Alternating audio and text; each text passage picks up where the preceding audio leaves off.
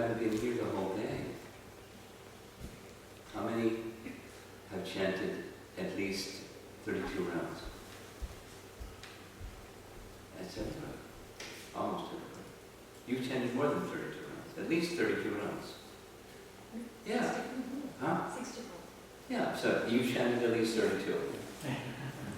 How many chanted 64? Okay.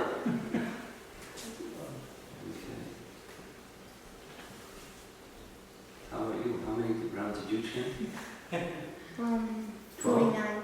Huh? 49. 49! 49! Yes, Prabhuji. And how many rounds are you going to chant before the end of the day? 64 tomorrow. 64.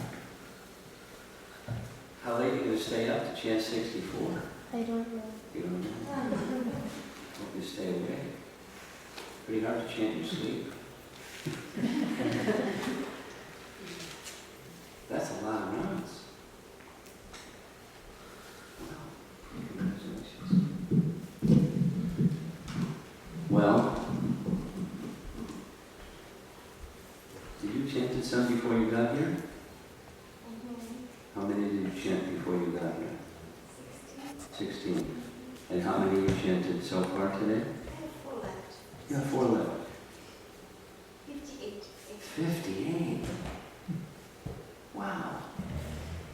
Have you chanted 64 rounds before? And she's coming to class on top of it. Fantastic. Okay.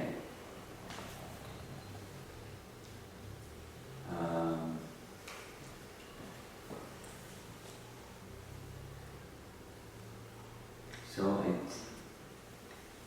would anybody consider themselves to be really new, so new that you don't know the meaning of this word upadi? Anybody unfamiliar with the term upadi? Okay. 1, 2, 3, 4, 5. Okay. I don't think I'm new, but I still don't know that word. Huh? I said I don't think I'm new, but I still don't know that word. Okay. Well, it means designation. Like, over here are the men, and over here are the women. That's a designation. Some are from America, some are from India. That's a designation. Some are young, some are old. That's a designation. So something other than who we really are, and an imposition upon something that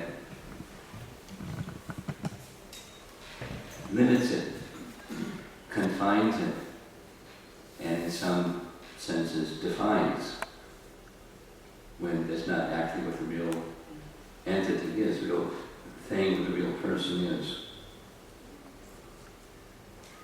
I'll do a little sharing. This is a bonus message right now, because I've been studying. For the next time I visit in Seattle, I'll be discussing Tattva Sandarbha, and it's a rigorous text. In one sense, it's simple, but the messages within the Sandarbhas is really refined. And you know that there's 3 stages of God realization: Brahman, Paramatma, and Bhagavan. Yes? You familiar with that one? This young boy. What's your name? Sean. Sean. Okay. Are you familiar with Brahman, Paramatma, and Bhagavan? Those 3 stages of realization? No. No? Okay, I'll help you so that we don't lose you completely.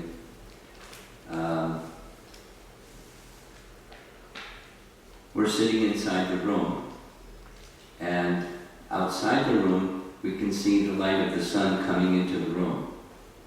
That's the sun shine. But we can't see the sun disk, at least I can't from where I'm sitting. So in addition to the sun shine, there's the sun disk or the sun globe from which the shine is coming.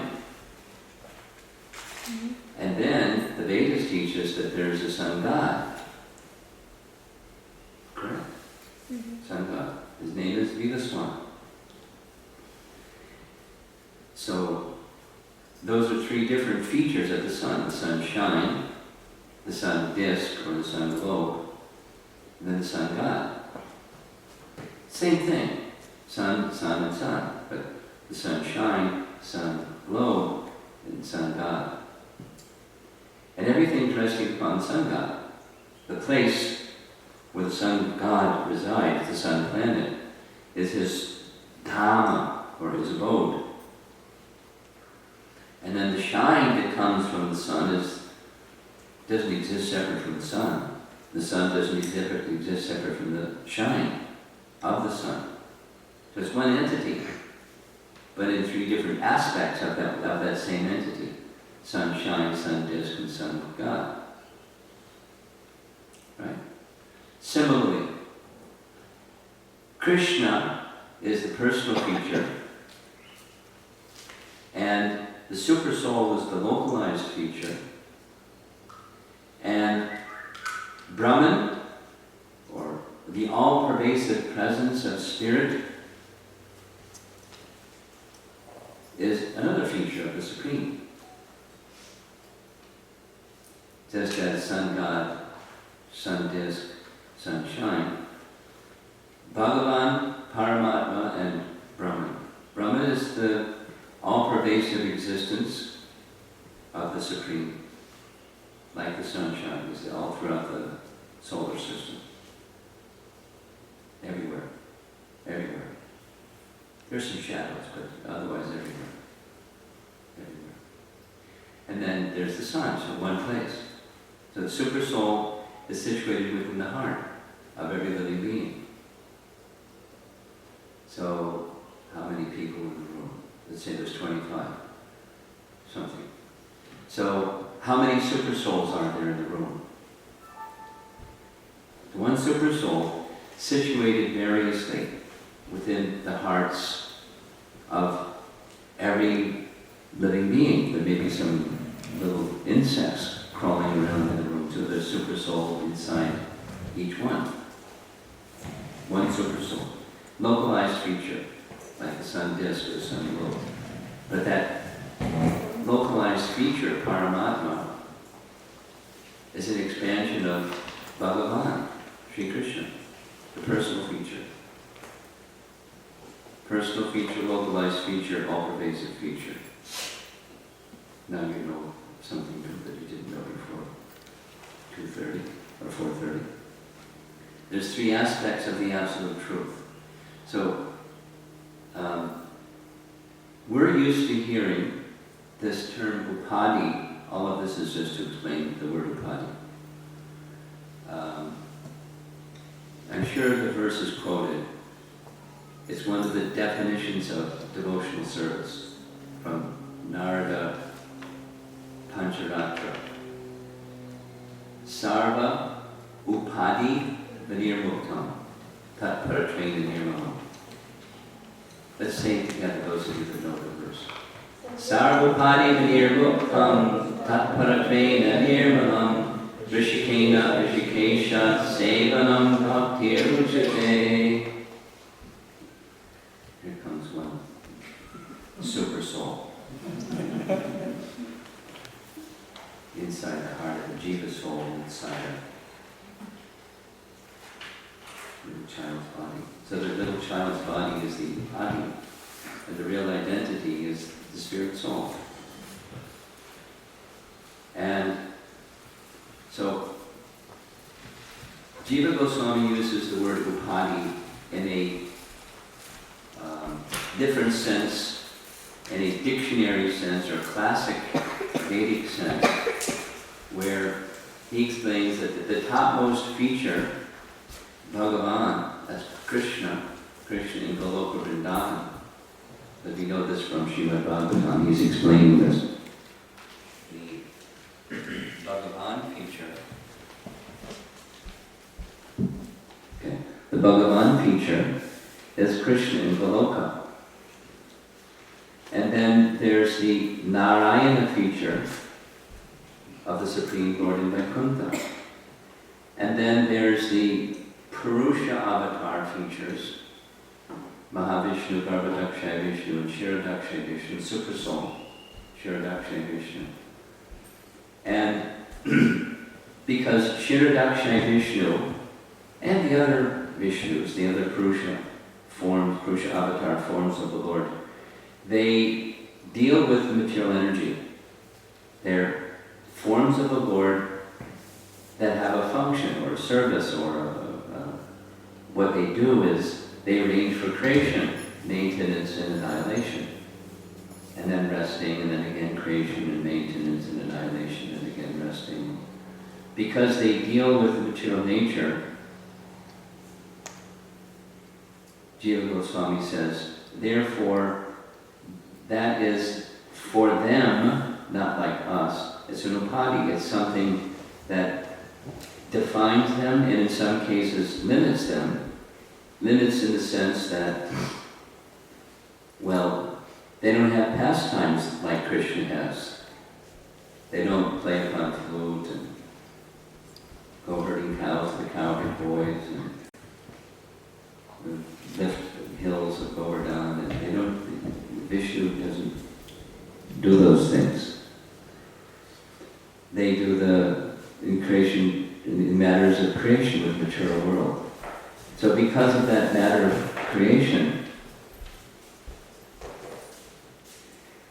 you know from Nectar Devotion, there's 4 features that Krishna has that even Narayana and Vaikuntha doesn't have, right? So he doesn't have, or the Purusha avatars don't have, specifically the Purusha avatars don't have because of these upadis. You with me? But now we'll go back to the normal way that we use upadis. So, chanting without upadis.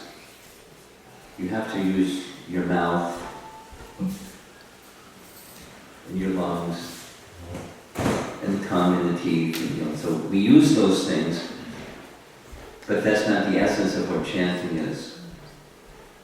Bhaktisiddhanta says, very nice statement. I'll say it twice because it's so nice. First time. Chanting is not simply making a sound. You can make a machine that can make the sound. Or you can train a parrot to make the sound.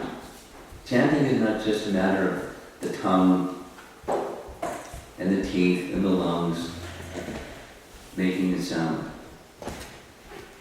So what is chanting? Chanting without those designations.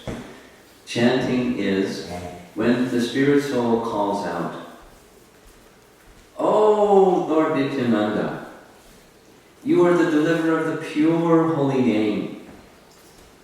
This unfortunate living entity, me, am lost in the ocean of material existence. Please be merciful and deliver unto me the pure holy name." And when Lord Nityananda hears that sincere appeal, and he extends the pure holy name, and the pure holy name touches the heart, then, with the same lips, the same tongue, the same teeth, the same lungs, the sound comes. That is chanting. So that's what our topic is. Chanting without upadis or designations. Statement from Srila Prabhupada: if you want to come into the fire, you have to become fire. You've heard that one before. To enter into fire, you have to become fire. Here's a longer explanation. A devotee cannot be that character because Krishna is Parabrahman, Parabrahma, Pavitram.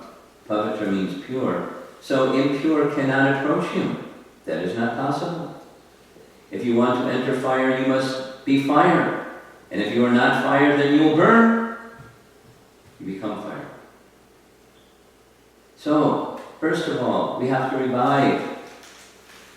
Because Krishna, the example is given that Krishna is the big fire.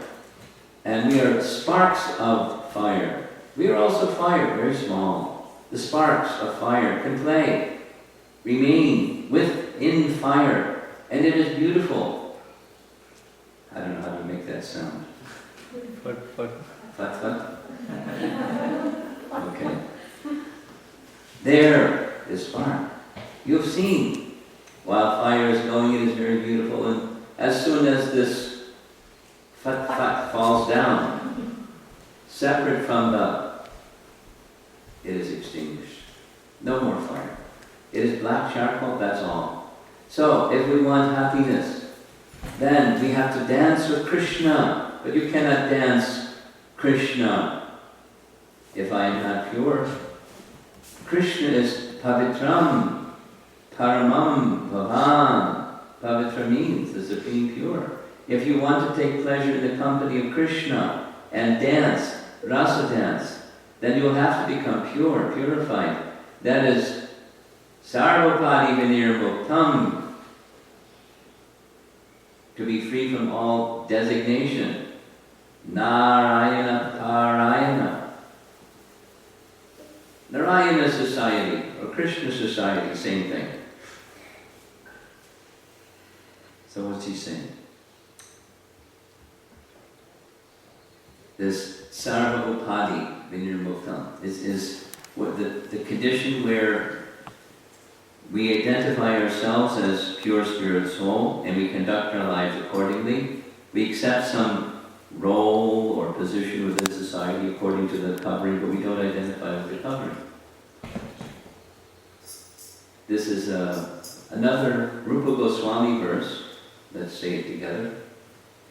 Atakri Krishna Namami Navavedraya Indriyai Sevaruhi Jivada Swayameva Suratyada. What does it mean? I'll read the translation, but first to summarize its meaning. In order to understand Krishna, very difficult, but it's possible. And it's possible for one who has controlled the senses that begin with the tongue, down at the bottom. Therefore, material senses cannot appreciate Krishna's holy name, form, qualities, and pastimes. When the conditioned soul is awakened to Krishna consciousness and renders service by using his tongue to chant the Lord's holy name and taste the remnants of the Lord's food, the tongue is purified, and one gradually comes to understand who Krishna really is. So that's the method. Here's an application, one application of the method. This is a particular prayer where one is requesting this purified state of consciousness. I am by nature the eternal servant of Krishna, but by misfortune, due to being inimical toward him from time immemorial, I have been identifying myself with the body. That's the body, by the way. And been continuously wandering the cycle of birth and death in the material world, suffering the burning threefold miseries. Now, as a result of some unimaginable good fortune, by the mercy of my spiritual master, I know that I am the eternal servant of Krishna, and that I am an infinitesimal spiritual being, completely apart from the gross and subtle body. That's purified consciousness, beyond designations. Now, by the order of my spiritual master, following his footsteps, I have obtained the good fortune of being able to serve the lotus feet of Sri Chaitanya Mahaprabhu. This is redundant. And Sri Radha Damodar, Radha Shalasundar, the deities that you worship in your home or at your temple. It's a acknowledgement of self-identity, the misfortune of being covered, the good fortune of having Krishna consciousness become awakened, and submission.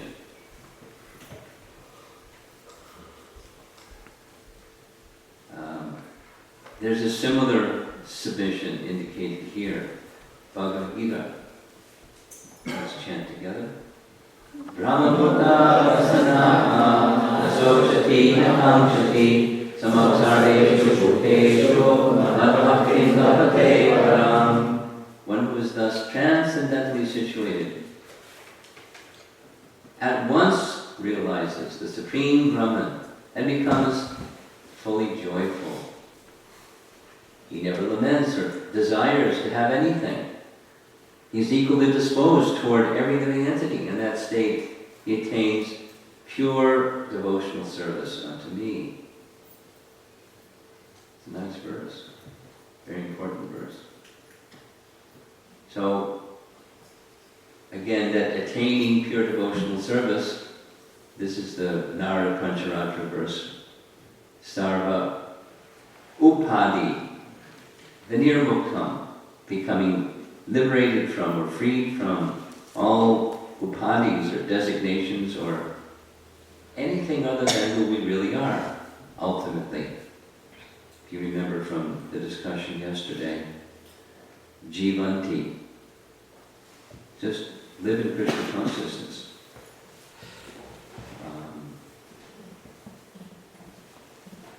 Jnane prayasa buddha pasyanamanta eva jivanti sanmukaritam bhavadiya bhartam. That verse by Lord Brahma that Ramananda Roy said, this is the goal of life and the means to achieve it. That pure Krishna consciousness, that's the devotional service. Relinquish the identifications of coverings. Sarvapadi nirmuktam, tat paratvena nirmalam. Bhakti, or devotional service, means engaging all our senses in the service of the Lord, the Supreme Personality of Godhead, the master of all the senses. When the spirit soul renders service unto the Supreme, there are two side effects. One is freed from all material designations, and simply by being employed in the service of the Lord, one's senses are purified. Interesting translation. Normally it's the other way around. The prerequisite is relinquish your sense of designations. Serve from the heart, serve from the platform of soul. Translation is turned around. Devotional service is so powerful it has two byproducts. Designations are dissolved and senses become purified. Here's the word for word. There's this word upadi. Sarva upadi, Prabhupada has translated it, free from all kinds of material designations, or free from all desires except the desire to render service to the Supreme Personality of Godhead. That's this little word upadi. And then tat pratavena, similar. Sole purpose of serving the Supreme Personality of Godhead. Tat pratavena. And nirmalam, purified, uncontaminated by the effects of speculative knowledge and fruitive activities. Sound familiar?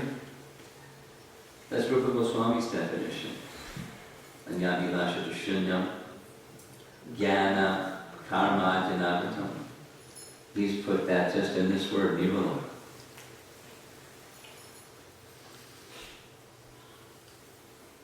Then Rishika Isha, by those senses now being purified from designations,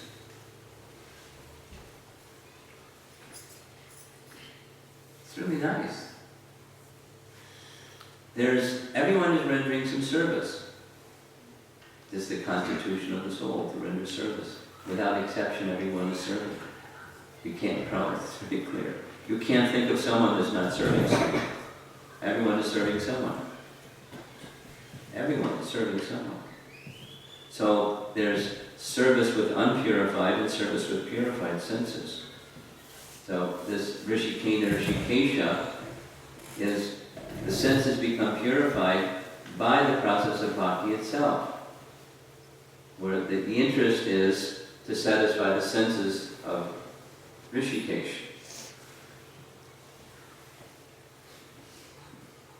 That bhakti process purifies the senses because he's the supreme pure, and the sense of designations becomes dissolved. Although we may go on serving, like Lord Chaitanya, he went on serving. That's Lord Chaitanya. He served as if he was doing his regular duties as a matter of routine. So one whose consciousness is totally absorbed in transcendental love of God, they'll still conduct their external affairs, but their absorption is not in identifying with the external affairs. Their absorption is Krishna. Prabhupada writes about this in his Nectar Devotion introduction. So, when our senses are engaged for the actual proprietor of the senses, that is called devotional service. In our conditional state, our senses are engaged in serving these bodily demands. When the same senses are engaged in executing the order of Krishna, our activities are called bhakti. He's just explaining this Sarvapadi verse. So now, what we're doing is, this is a little background to get at how to chant without upadis. Here's the layout, isn't so clear. It's comparing this verse. There's two standard definitions of bhakti. One is this Narada Pancharatta verse, the other is Rupa Goswami's verse, Anyavilashita Shunyam. Yeah. So this is making a comparison. Anyavilash ita shunyam.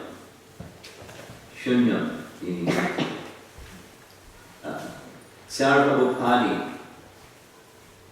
Any other desires. You saw from the translation, the word-for-word translation, sarva upadi, upadi meaning designations or a desire for anything other than the service of Krishna, or something other than the service of Krishna.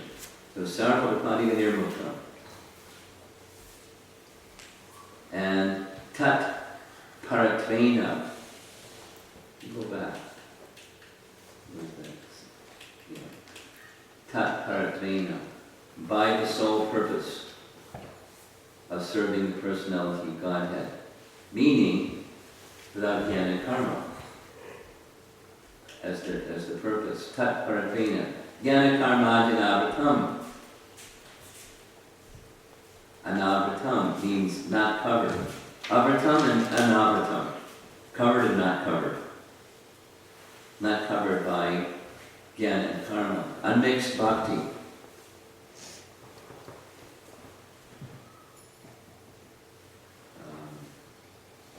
Tat paratvena nirmalam. What does nirmala mean? Pure. Pure. Without mala. Without impurity. Nirmala. Or amala. Same. and so, favorably, this is now I hope you can follow. Those that are new are not going to follow this so well. Those of you who've been around, you know what I'm talking about. This other verse, Rupa Goswami's verse, Anyavilashita Shunyam Jnana Karma Dinavratam. Anupul Yena Krishna Anushilanam Bhakti Uttama. So the chart is just showing how the two verses are saying the same thing. The language is different, the message is the same. Word for word. Anukul means favorably. Anukul yena. Prabhupada has given the word for word. Necessary condition. We accept those things that are favorable for devotional service. Anukul yena.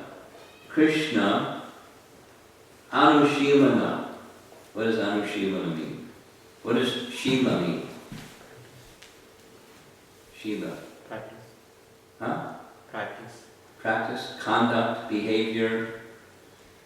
Like, you have a course taught here, Bhakti Sadachar. So, achar is behavior, shila, simply behavior or conduct. And anu shila is following the conduct of pure devotees. You're following that example set by them. Not imitating. Don't try to imitate Raghunath Das Goswami and eat next to nothing, or Haridas Thakur and chant Sri Lakhs names every day. We can't do that. We can't imitate. But we can follow. We can take these practices that they're showing. That's anushilana. Here's the constantly authorized that follow practice or activity with body, minds, and words. Anushilana. Bhakti Uttama, devotional service, topmost. Yeah. Rishikesha Sevanam Bhakti Uchate. So it's the same, the Narada and Rupa Goswami teaching the same teaching. No surprise. The language is different. And the whole message of Nectar of Devotion is about devotion. And that this verse is the essence of the whole Nectar of Devotion, or Bhakti Rasamrita Sindhu. How to practice devotion service. So the message with this presentation is, if we become followers of Rupa Goswami, as we're supposed to be Rupanugas, followers of Rupa Goswami, then we'll cultivate as Rupa Goswami teaches to cultivate. And by his example, how we cultivate it. And the followers of Rupa Goswami cultivate. Our acharyas are in the line of Rupanugas, followers of Rupa Goswami. And so we practice that way. And by practicing that way, you can remember from the definition, two things will happen. Senses will become purified, and the identification with the designation, I'm a sannyasi and you're a grahastha. That's a designation. Lord Chaitanya taught that's not who we are. Kiva vipra, kiva nyasi, shudra kini noi. I'm not a learned person, I'm not a sannyasi, I'm not a shudra, I'm not any designation.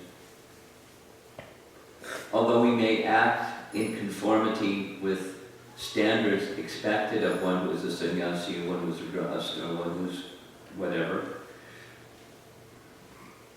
that's not our identity. We act according to theistic conduct that's suitable for us, but we don't identify. At least by the power of bhakti, that identification slackens and the essence becomes predominant instead. So this is the last slide. And we're done. Wasn't that nice? Here's the exercise.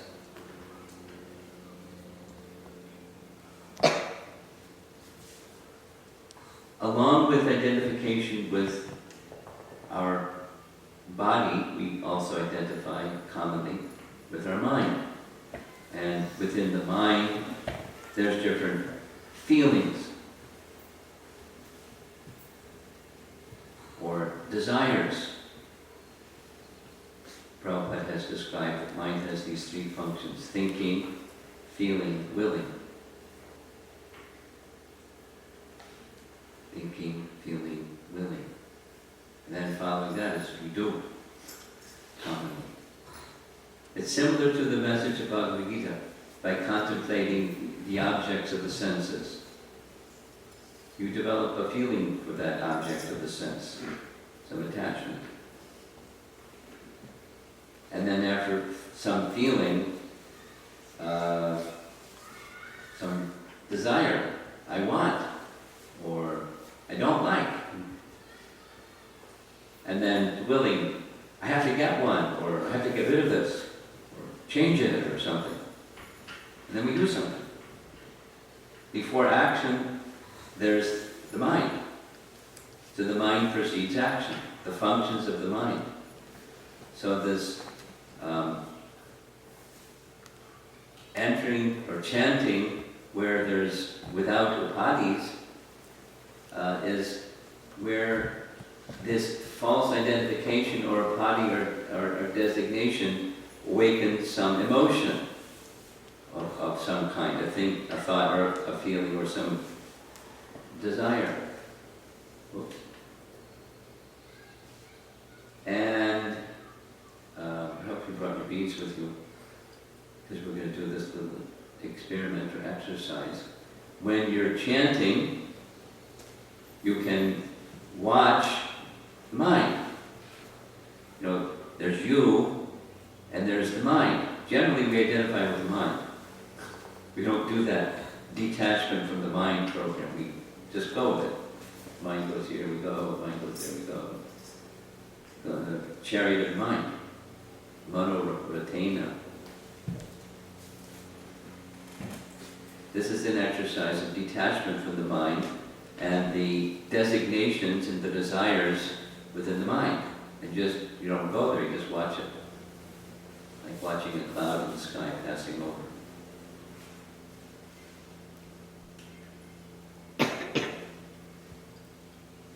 Then that thought or feeling, that activity in the mind, what is it rooted in? It's rooted in the bodily conception. Supposed to say, ask yourself if you may be willing to give up this upadhi and take up the real identity of being dasoham, I'm the servant of Krishna. Stay with the mood of service to Krishna. And if the answer is no, I want to go for this ride, then you can ask the next question.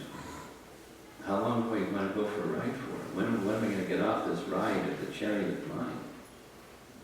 How long will it take for me to give up this false identity? You follow? Should we do it again? Go back to the beginning. You establish the philosophy, now here's the application. The philosophy is those upadhis is not who we are. We have a body, but it's not who we are. And we have a mind, but that's not who we are either.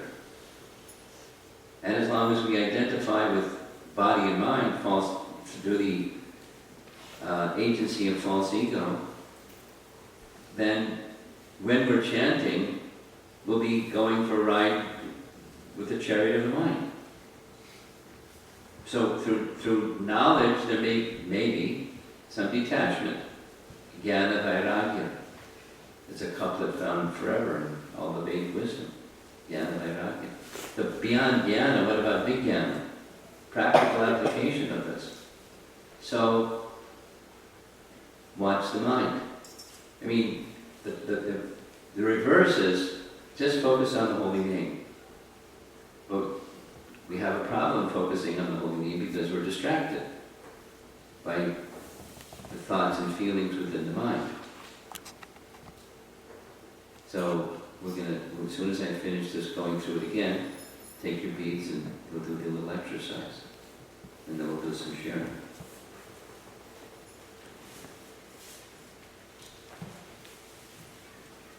If we were pure devotees, we would be free from designations. If bhakti was so strong, even if we have a body, we have a mind, we wouldn't be disturbed by it. but we're not there yet. So we're disturbed by it. In the mind appears so many things. So then monitor those so many things that appear. And particularly the ones that reappear and reappear and reappear. Those are especially prominent and also important for us to be aware of. Where's it coming from?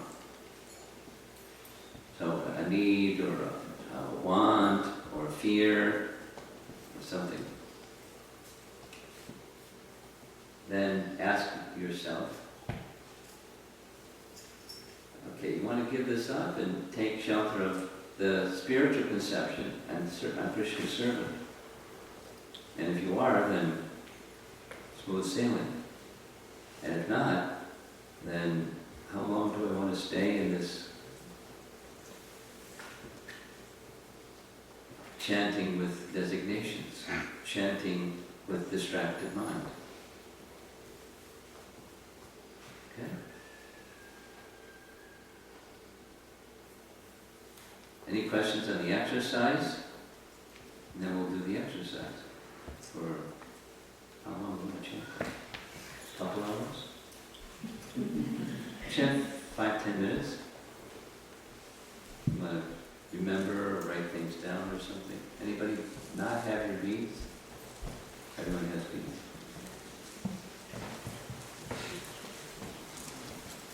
And we'll do some sharing at the end, and then after that, just general questions about anything you want to. We have until, when, 6 o'clock? Yes? 6:30.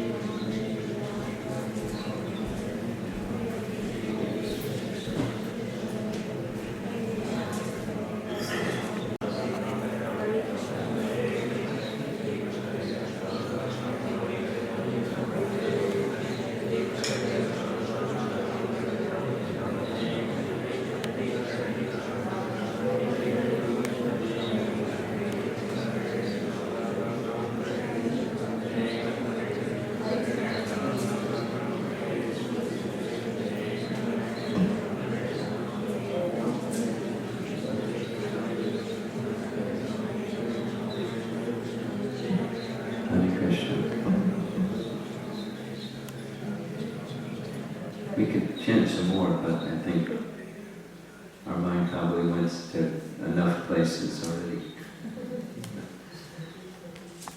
So I'm going to ask for some volunteers, and the question is going, few questions. Did you notice that your mind wandered? And the answer is I don't need to ask that one. Well, sometimes the mind wanders and we don't even notice it. You have to be aware that the mind is wandering to notice that the mind is wandering. And then, so detachment from the mind is wandering is to see the mind wandering, and then to what the mind wanders and what's behind that, where the mind is wandering, and then ask yourself this question. Are you willing to give the wandering mind subject up and bring it back to dasosmi? So then the last one is when? So I think the question is clear. Those of you who came in late, this is an exercise that has to do with defining upadhi chanting without upadhis. Maybe you'll pick up on the meaning as we go along. So any volunteers? Someone would like to, within those last 10 minutes of chanting, what was your experience? Did the mind wander? To where did the mind wander? Yes? Yeah, the mind definitely wandered, and it wandered to different thoughts, different designations, as you said. Like as a parent, I was thinking about my kids, what are the kids doing there? And so I immediately then again I brought back the mind, okay, I need to chant now. So again started chanting. And again some thoughts again came up. So again I had to bring back the mind. Mm-hmm. So, but I was wondering, why is the mind showing me all these pictures? Why all the events? Why doesn't it? Is it a function of the mind itself? My soul doesn't want to do all that. So, why is the mind behaving like this? Why is it reminding me all my designations as a father, as an employee? Why does it? Is it the? It's not the function of the soul. No. Definitely no. So it is the Maya. I'm waiting till you finish your question. Yeah. So. Okay.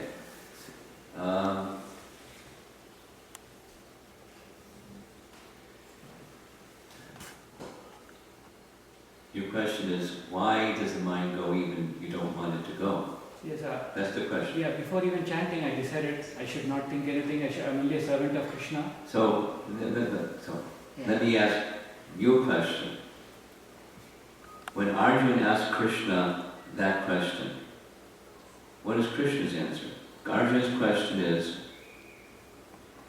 paraphrasing, why is it that one is compelled into activity as if against one's own will? What is it, Krishna? What causes this? That's the activity part. But before the activity part is the thinking, feeling, willing part.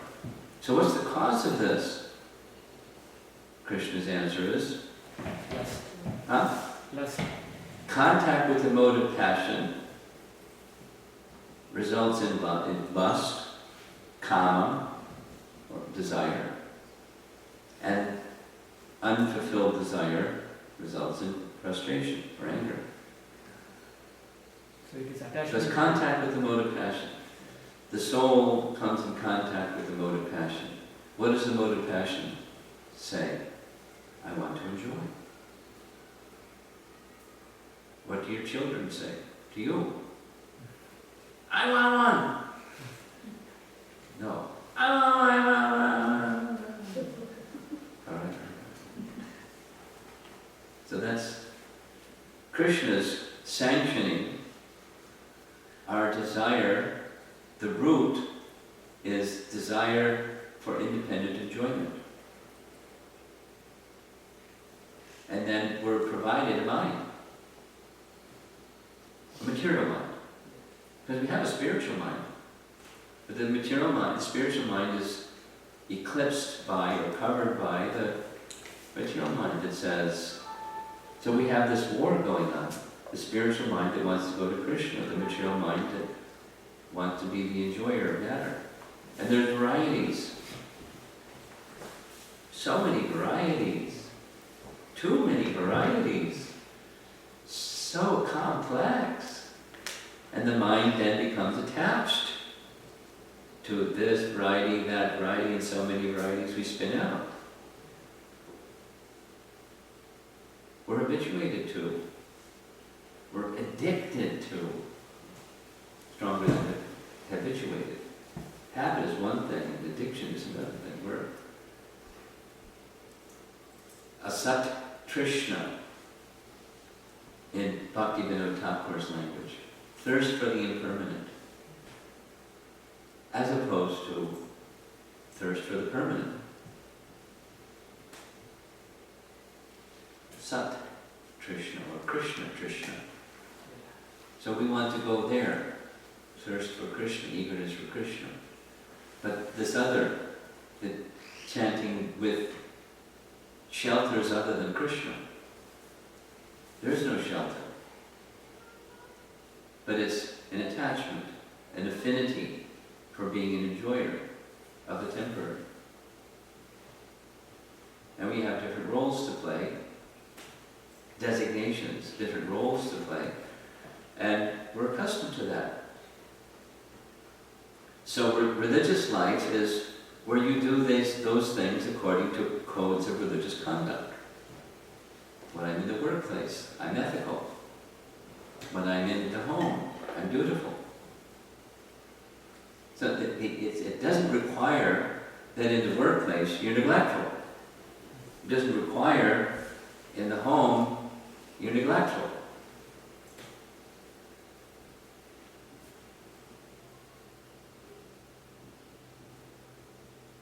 But chanting without designation, so the question was why?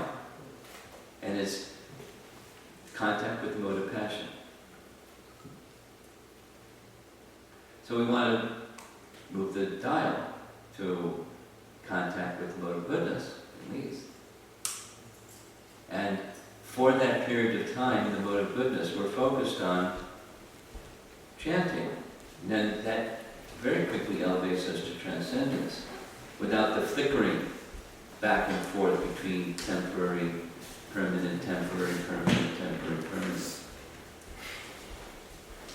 By regulation of all of our eating, our work, and our recreation, and all of our activities, mode of goodness regulation.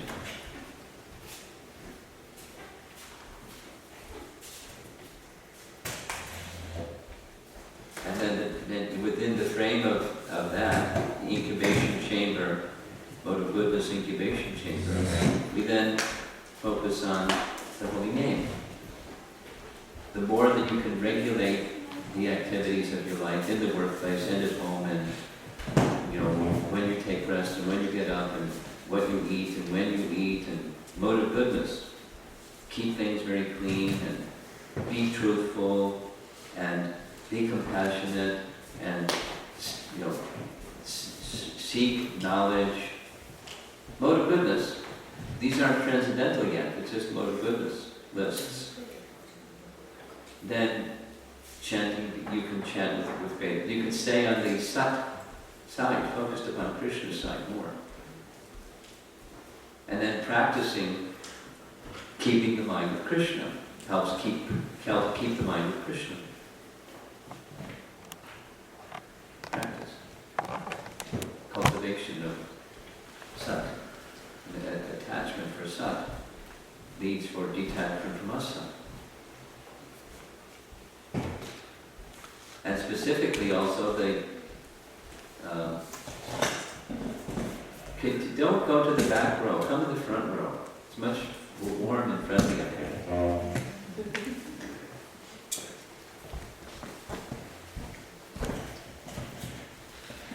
Thank you. Sorry. Confronting you there.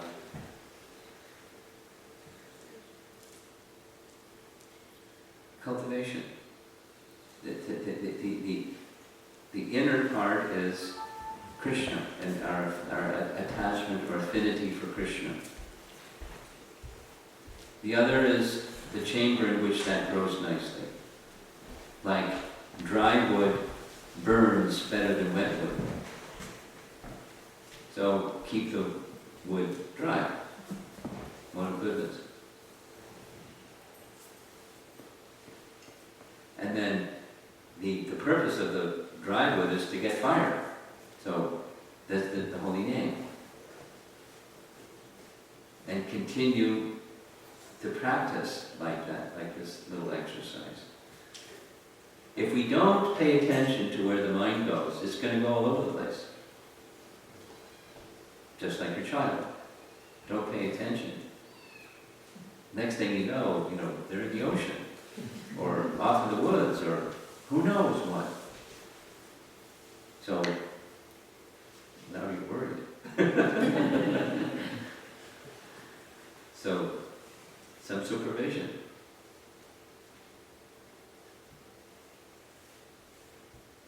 In the mind also. So this is just supervising the mind. power discretion or discrimination.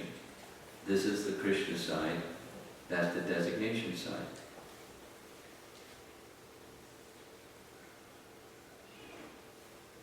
And then making free will choices. Let me go to the dasosmi side. In the mood of service, let me go to Krishna. Like that. Someone else want to share? Yes. Thank you so much. Actually, I started chanting nicely with the mood of servant Dasosmi. Good. My mind wandered for 3 times. Only? 3-4 times. 3, 4, okay. First time, actually, when I was chanting, my mind recognized that somebody is chanting besides me. So my mind wanted to see who is chanting besides me. So I opened my eyes and I see Bhaktirasa Mataji is chanting here. Then my mind got satisfied, and then and then I could be able to chant again nicely. And then after some time I did not hear her chanting, so again my mind wandered and wanted to see what happened to her. So I again opened my eyes and see, and she sat over there and she's chanting.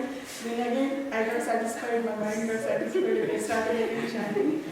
And then later, one time, then again questions arised in my mind, what Maharaj is going to do after we chant. Whether he is going to ask us our experiences, or whether he wants us to discuss with each other what are our experiences. That would have been nice. That would have been very nice. Oh, that would be much better.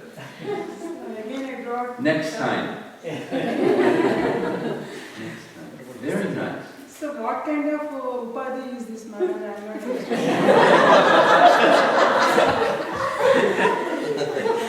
My mind is, because I'm going to be conducting the same thing sometime in the Festival of the Holy Name, this very same little exercise. So I like very much. The frame could be at the very beginning, for the 10 minutes, sit in groups of whatever, 4 or 5, and then share afterwards. Right, thank you. Then the 4th time your mind went somewhere? Yes, Maharaj. But I don't want to share. All right. So what did you learn from that exercise? I learned that I should focus more on my chanting than other things. Many things will be there for my distraction, but I should focus on my chanting. Yeah. But I'm not understanding what designations is kind of distractions. What kind of designations these are? What kind of? Upadhis. What kind of upadhis is this? Well, sounds like, just social. I'll do a little sharing, not from the last 10 minutes of chanting, but a god brother, just devotee named Purna Chandra. Many of you don't know him because he's American, but from US he went to London, from London he went to Russia, then Russia he left his body, Purna Chandra. And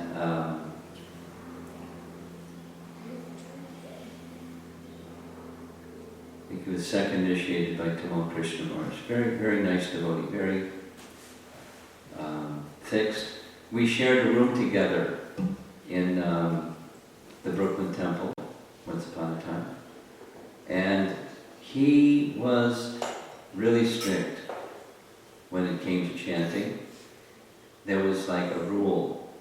You can fuss budget with the climate control, the fan is on or the heat is on or whatever it is, and then that's it.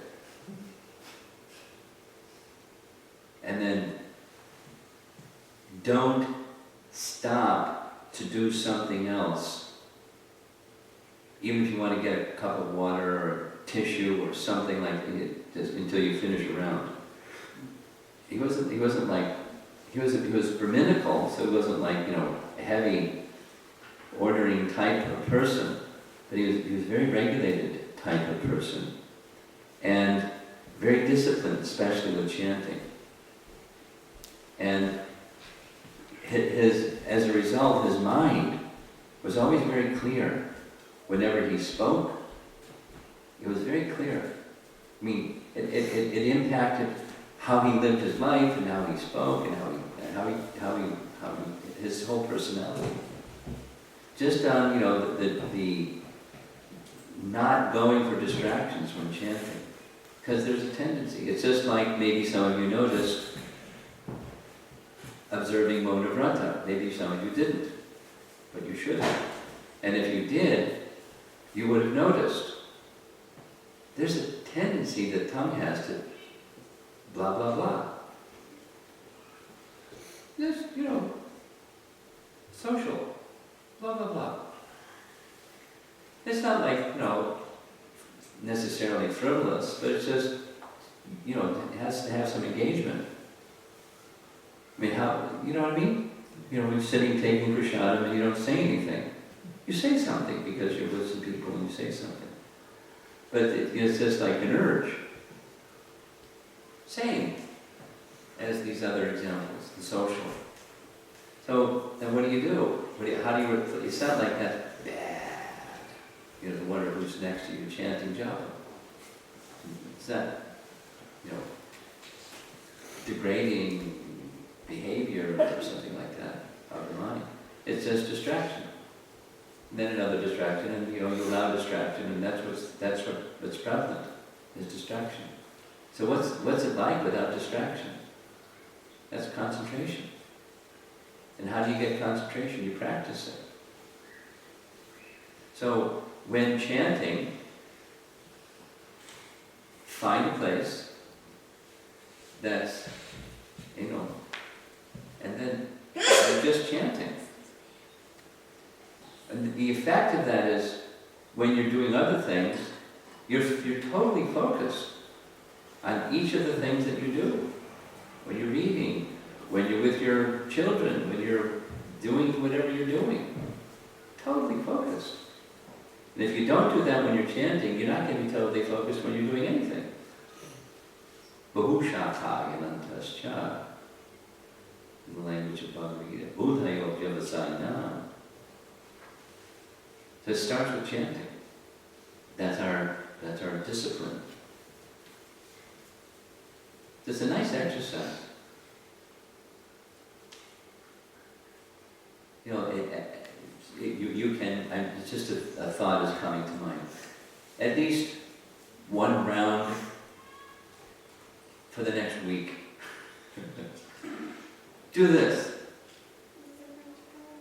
And you don't have to make a list, but take note of, there's you, the chanter, and the sound coming from you, the chanter, and then there's the mind. And your business is just chanting. And practice like that, and it becomes easier if you practice. I mean, initially there's a struggle because you're not used to discipline. Used to anything goes, like children, anything goes. But when there's a loving discipline within the family, when the adult says to the child, such and such, there's more of a chance you're going to listen than if there's no adult present. It's just party time the whole time. Anything goes. So there's discipline involved in chanting, and then, it's not just don't do such and such, it's give the positive.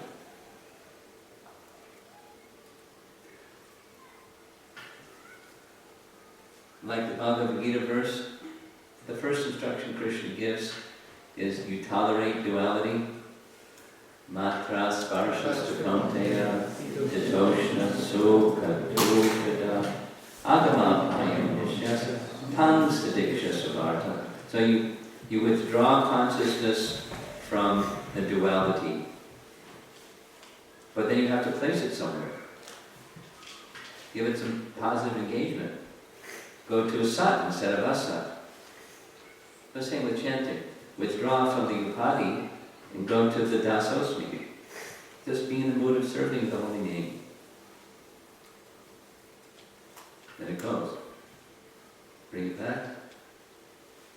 Plug in or connect with, invest consciousness in the holy name, just being in the mood of being in the relationship and service with the holy name. And then the mind goes again. Just keep.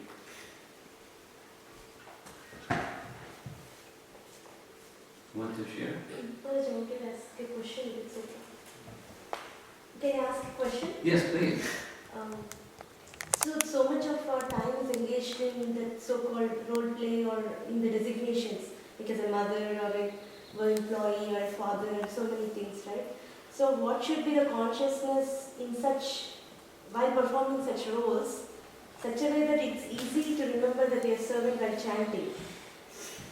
What I'm trying to say, I think I know what you're trying to say. We live in the world, is what you're trying to say. We're practicing, we're cultivating Krishna consciousness, yes, but Maharaj, we're in the world. And we have so many things that we have to do. How do we carry that consciousness with us into the world? That's your question. Well, my answer is, everything depends upon the quality of your chanting. That's my answer. So if the quality of your chanting is very strong, then the consciousness that I'm doing this for Krishna, I'm doing that for Krishna, I'm doing the other thing for Krishna. Consciousness. The designation is not what I identify myself as. It's a service to Krishna. And that's a service to Krishna. And that's a service to Krishna.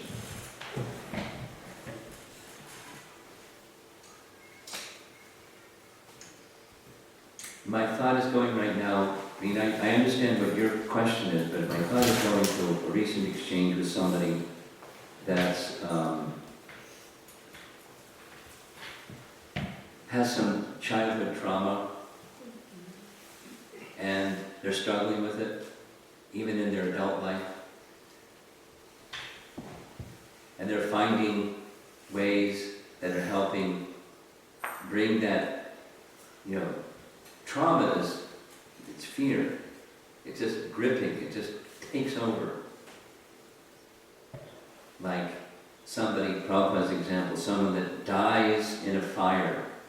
In their next life, they see a little lamp, and they feel their whole body becomes filled with, seized with fear, just seeing a little flame, because of that trauma that's stored within their mind and then transmitted onto the body. So they're undergoing some treatment, trauma therapy.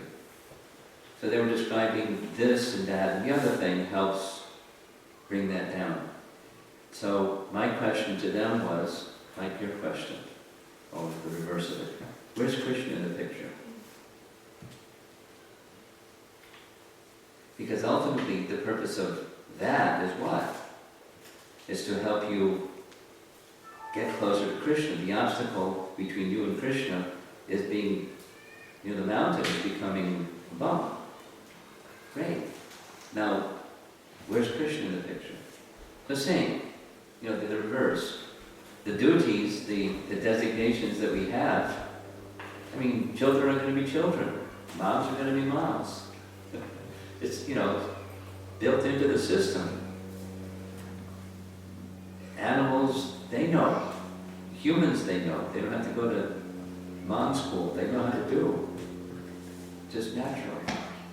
So, we're awarded bodies and minds to suit our nature. Swabhava is there. Now, within that swabhava, we're to grow Krishna consciousness. So everything depends upon the holy name and the quality of your chanting of the holy name. Seeing Krishna in that. Just like that quote, maybe you remember the picture of Ramananda Roy sitting with Mahaprabhu, and Ramananda Roy is saying, on the Mahabhagavata stage, one still sees objects and forms, but they don't just see the objects and forms, they see Krishna, they see the form of Krishna, they see Krishna there. So that's the Mahabhagavata stage. Now what about the sadhana stage? Well, it depends on how you've chanted the holy name. And of course the other activities, your study of the scripture, and that can also help purify the intelligence, and then the intelligence goes here instead of there, with Krishna instead of without Krishna. So our hearing and chanting activities is going to determine seeing Krishna within our upadhi, within our duties of life. This is the teaching. I mean, this is an exercise to help us go beyond being religionists, but being transcendentalists, being with Krishna. And it starts with when you're just with Krishna. You in the holy name. It's really sacred. It's the time of the day when it's just, you're with Krishna, and Krishna is with you. He's so kind. And then that carries over, that consciousness carries over to all the other things. At least the opportunity is there. It takes some practice. Can I ask a follow-up Yeah. question? Yeah. As you said that we look for Krishna, we do our service, as a service to Krishna, whatever we do. What if we do not see that? Maybe in some aspects we do see that, but in other aspects we don't see that. Well, be patient, and you continue to cultivate. That's bhakti. There's faith in the process that in time, even those which I don't see or have, I don't feel a sense of connection with Krishna in these areas, bhakti is powerful. Bhakti will bring one to that position. So, I'm giving you the first of a two-part answer. The first is, with faith you just continue. Not blind, examine what the teachings say and the examples of teachers show, and use your discriminating faculty to get to the position of firm faith, and then you move with that. Then there's another. I don't know of any scriptural reference, it's just my experience, that says there's some areas that give you strength, spiritual strength. Do them very nicely. Just absorb yourself in whatever it is. Some people like chanting, some people like cooking, some people like reading, some people like kirtan, some people like deity worship, some people like a number of those things. Do those things and feel connected to Krishna from those things. Then you borrow some strength from over there to some of those other places. Consciously. But I always stay and not keep on practicing. Yeah, at the same time. Those are two-part answer to your question. Follow? Yes.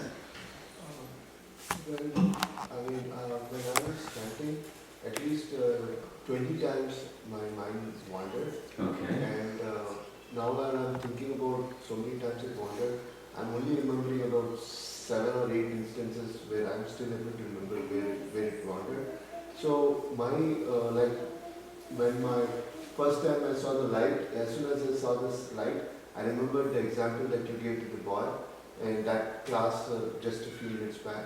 And then second thing is my son was sleeping, so I was wondering what if he starts crying as soon as he gets up and doesn't see his mom and starts crying.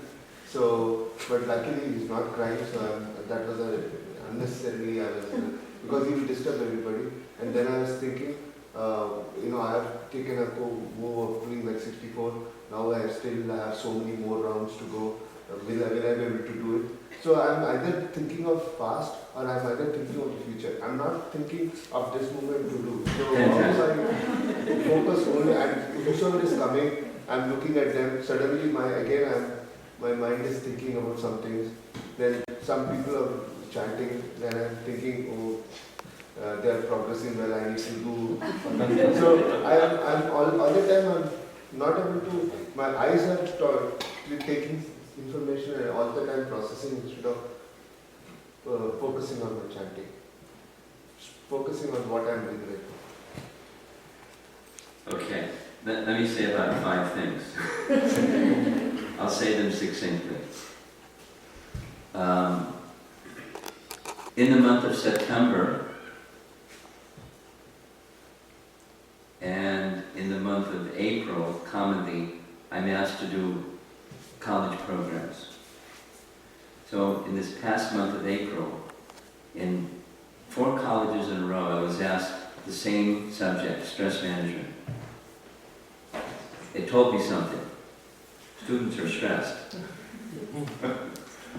And in the course of that stress management, one of the themes that's standard, just taken from people that professionally teach stress management. I said, I'll teach stress management, a spiritual approach. Sure. So, even in not spiritual approach, one of the things that's the cause of stress is worrying about the future, lamenting over the past, and not being present. You want stress? Keep doing like that. If you don't want stress, learn how to be present. Second thing is, impersonalism stresses being present. That means block out everything else. And in fact, the first person that I heard chanting of Hare Krishna from before I heard Prabhupada was an impersonalist who traveled around. He wrote a book called Be Here Now. It was a famous book at the time. It's just be in the moment. Third point, Buddhism teaches the same thing. It's voidism. But for them, even you have to be here in the moment in order to realize there's no moments. But it's to the objective is to diminish distraction or diminish misery, because Buddhism teaches the root of misery is desire.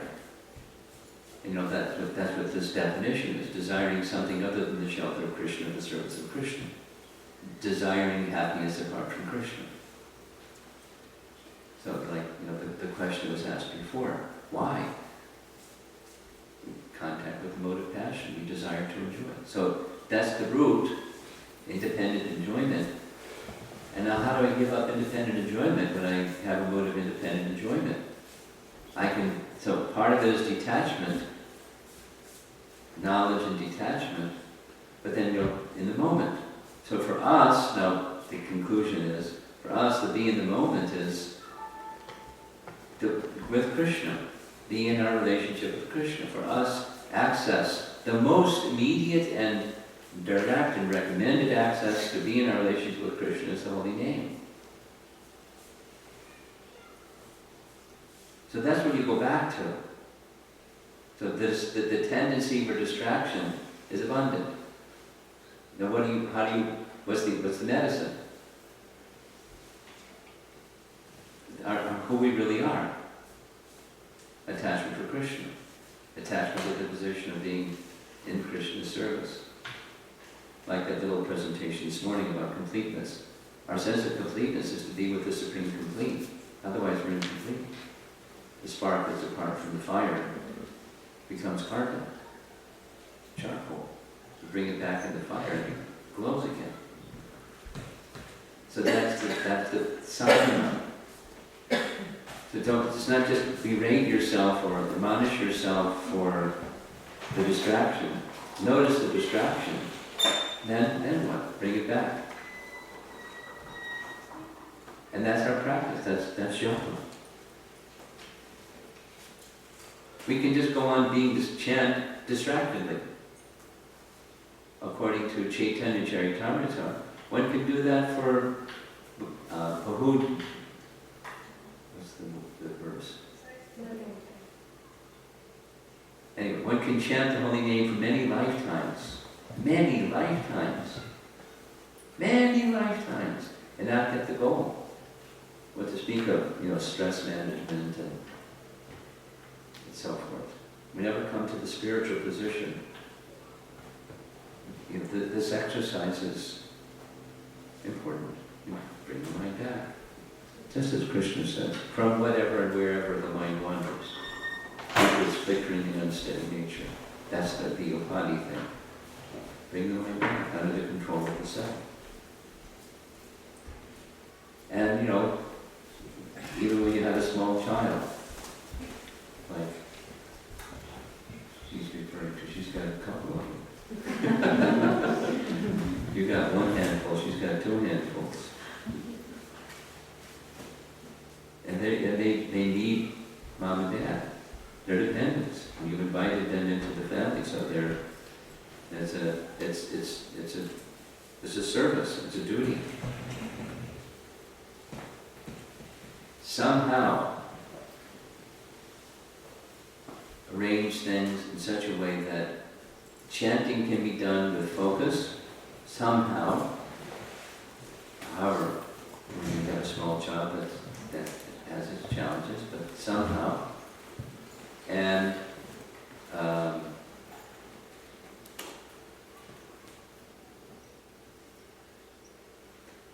the tendency will be for the mind to go to that object that's not present, like you're saying, the occupation duty, or this, so many, too many. Bring the mind to. And that will give spiritual strength to all the other duties, the designations, the upadis. They'll spiritualize them. Krishna will be at the center. The potential of Krishna being at the center for all aspects of life becomes possible. To this one thing. We're placing a lot of faith in the holy name. This one thing. Just this one thing. But that one thing is everything. Krishna is not different than his holy name. So Lord Chaitanya Mahaprabhu gives this definition of faith. You're familiar with it? Look it up later. 241 Bhagavad Gita purport. Chapter 2, text 41. Shraddha Shabde Vishvas Kahe Sudrida Nishtaya Krishna Bhakti. Faith means having confidence, Vishvas Kahe Sudrida Nishtaya, by achieving one thing, all other things. Just one thing. I don't have to think of so many things. I don't have to think of all these so many things. I have to think of one thing. And by one thing, all other things will be accomplished. All other things. All other desirable things. What's that one thing? Krishna Bhakti. And Krishna Bhakti begins from chanting. And the quality of Krishna Bhakti will be strengthened by the quality of one's chanting. What's that quality of chanting? Just absorbed. Attached to Sat. And Asat will fall in its place.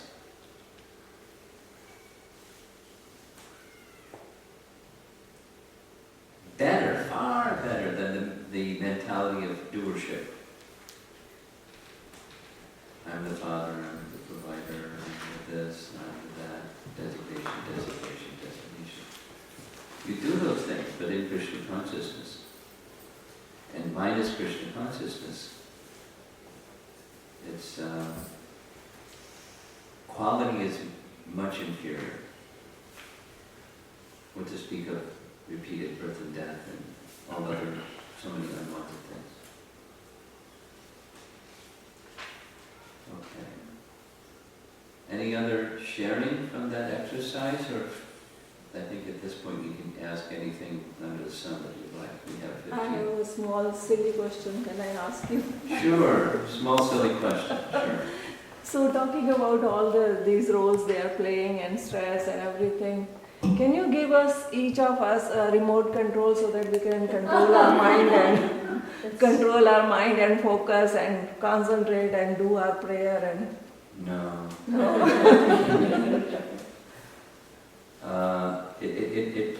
It's something, each of us has a relationship with Krishna, and it's not that somebody can fix our relationship with Krishna for us. We have to fix our relationship with Krishna ourselves. There is no remote control. Yeah, Okay. yeah. We're used to mechanized things, but this is a personalized, not a mechanized thing. It stems from our relationship with Krishna, and we can repair or strengthen or remove the obstructions from our relationship with Krishna. Krishna will do. Krishna will take care of all of that. But it's between each one of us and Krishna. Do we want Krishna? I understand that we have to work very hard to get there. Well, to work very hard specifically is in terms of our relationship with Krishna. Yeah. There's things that we do that we may work hard at, but it's in our relationship with Krishna. Don't forget, like this person with this trauma. He shared with me what the trauma was, and it was shocking, and no wonder he has a struggle. And so he's doing something. But don't forget Krishna. Where's Krishna in the picture? Because when we struggle, tendency is we forget Krishna because we're busy with the struggle. And life is filled with struggles. If not one, there's many. Then one fades out and another 5 come in. So, struggle is Daivihi Gunamai Mama Maya Doratyaya. You know the verse, Bhagavad Gita? The material energy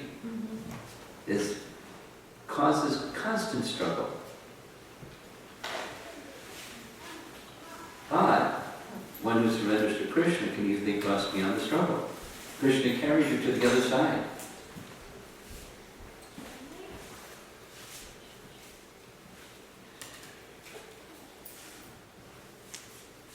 So, as you said, we have to work hard. But the surrender to Krishna is the most important aspect of that working hard. It's our relationship with Krishna. And there are some things that are pleasing to Krishna, we do those. Some things that are not pleasing to Krishna, we don't do those. The ones that we do for Krishna, we do with maximum attention in devotion, like chanting. Most important one, actually. We have time for, I think, one more question. Yeah, maybe two. Go ahead. Today when I was doing my 64 rounds, and also whenever I'm chanting, there are always occasions where I kind of recollect some things from the past which people have said to me, and I've been hurt from that, and I'm not able to let it go, and then that kind of spoils my chanting. So today also it happened 5 to 6 rounds. I was kind of my mind was distracting between chanting and that thought, and then somehow after some time I prayed to Krishna, please help me to focus. And then slowly again my focus came back to 100% on chanting. But that happens to me that I'm not able to let go of some things, and that spoils my chanting. So how can I Well, it's like this devotee with the small child was saying, not being present. The past is the past, and the future is the future. A or B, can you change the past or not change the past? You can't change the past. Future. If you were Krishna conscious going into the future, would how you're going to handle the future be better? Or if you weren't Krishna conscious, would you handle the future better? So be Krishna conscious. And being Krishna conscious is in the moment. So actually another one of the lessons, Borijan wrote a book, Chant. That was the title of the book. Not like even on chanting, just chant. And he uses the same methodology. He has 9 principles, but the first principle is one mantra at a time. And specifically, don't worry about the one that you didn't chant nicely. And don't anticipate the mantra that you're going to chant nicely. Because you can't chant that one right now. You can chant this one right now.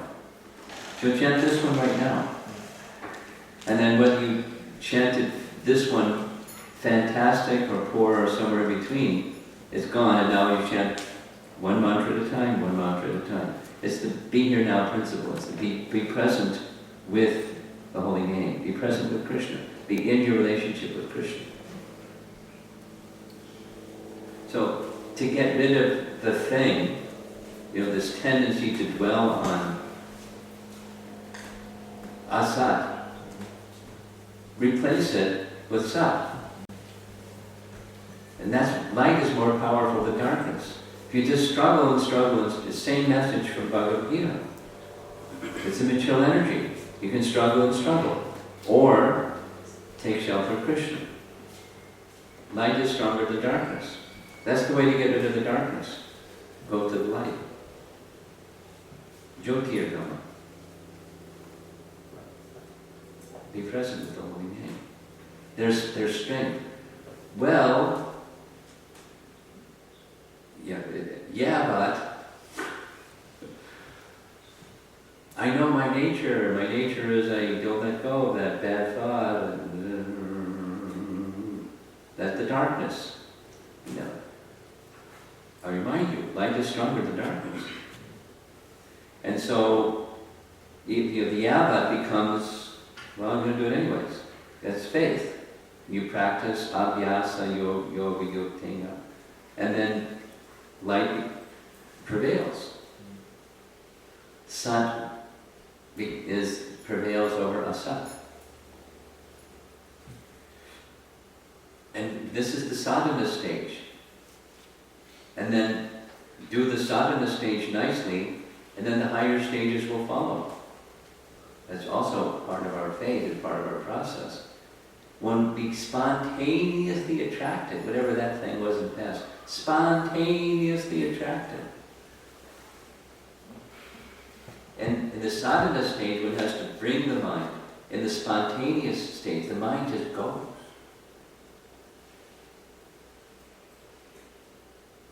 The example given by Kapila Dev to Devahuti is like the water in the Ganges in the rainy season. You don't have to tell the water, now you can flow downstream, please. It's rushing downstream. So saying, in that purified stage, when there's the sound of Krishna's name, or the topics of Krishna Katha, the mind just goes.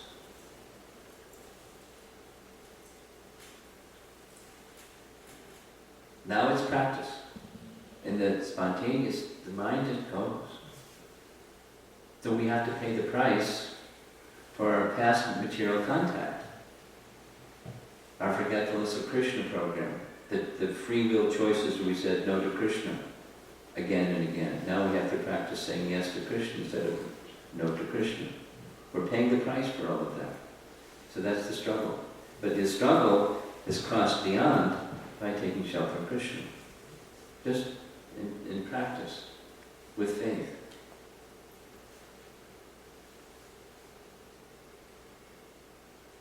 We have 3.5 minutes. Someone else had a question. Yes?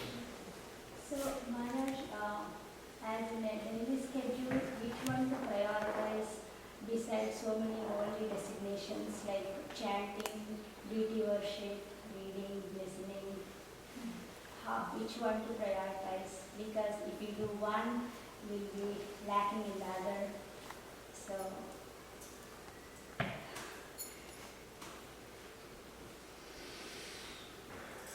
When you make, do you make a schedule for yourself? Or you just kind of go with the flow? No, I make schedule. You make a schedule. Do you follow the schedule that you make? Most of the time I try to, but the rounds I do, I have to finish the rounds. That's That's my priority. intention. That's my intention. Okay, you've answered that question. That's priority. Yes? Yeah. You don't skip that. I won't skip that. Good. But the mind, I won't see Krishna while chanting, but I won't see. At least by reading or listening, I see Krishna. Okay, I can imagine that okay, Krishna is the controller. He's doing everything. But the chanting, it's just okay. I need to finish the round. Because there's a commitment to chanting, and there's a reason for the commitment to chanting, but because of the commitment to chanting, the chanting happens. Without commitment, things don't happen. Not any material things don't happen. Spiritual things, same. Don't take commitment. Now, your question specifically is prioritizing. So, in a minute and a half left before we go over next door for the kirtan. Different persons have different ways of organizing their time. One way might be each week. Within each week there's 7 days. And every day there's chanting. Now within that week, I know I want to do some deity worship, I want to do some hearing, I want to do some reading, So there's some things that are every day. Bathing is every day, cooking is every day, chanting is every day. Certain things are every day. So that's like, okay, you're just filling up that space of that week. And then there's some other days that you're going to do some other things. You may be able to do a little bit of each of those. Some people can do a little bit of each of those things. Bhaktivinoda Thakur did like that. For a certain number of minutes every day he would do certain things. Read his biography. He was like amazing. He had a little pocket watch. And to the minute he was very, very organized. So maybe that suits you. Maybe you need, on some other structure, where certain days and whatever it is that makes up your life. Weekends, maybe I have a little more time, so I'll put some extra time in for this and that on weekends. Maybe, take some guidance, but structure in such a way that there's just Bhaktivinoda Thakur arranged things where there's a buffer. Like sometimes, some irregularity would come, then that would close that buffer time. But if it was still open, then he would memorize verses or put something, like they make bridges, expansion bridges, when it's summer, and then there's winter. So different seasons, so different times, some things come up, and some of the things that you have scheduled you won't be able to do. So that's, anyway, time management. Your question is how to prioritize. I'm saying do them all, but do them in such a way that it works in the practical sense for you. A little bit every day, each thing, or something every day chanting and some other things a little flexible.